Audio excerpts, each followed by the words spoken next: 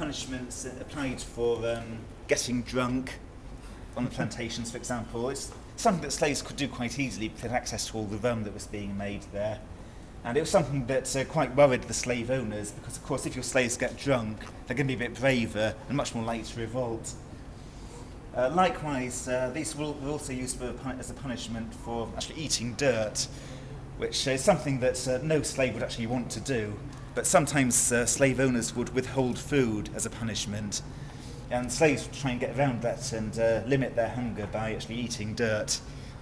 So slave owners tried to stop that because it limited their ability to punish them. Just down here you can see quite a cruel collar which would have been worn by slaves whom slave owners expected might try to escape. You see it's got these two prongs which have been protruding up into the air.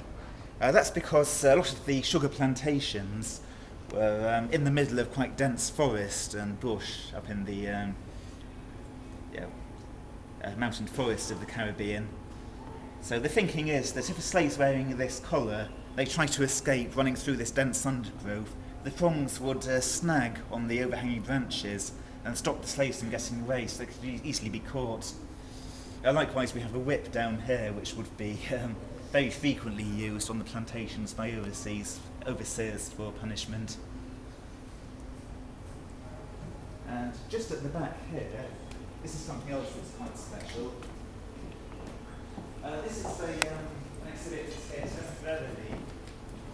This was actually prepared by some London school children up in northwest London and Brent.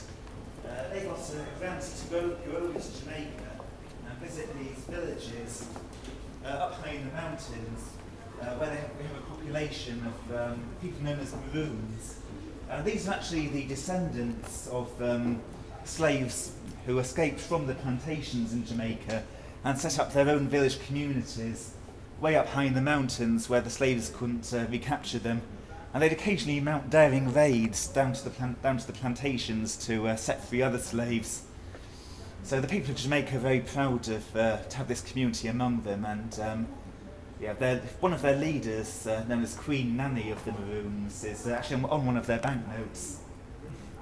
She's a very brave woman who led a lot of these raids. I'll take you downstairs now so we have a chance to see everything before the museum starts closing.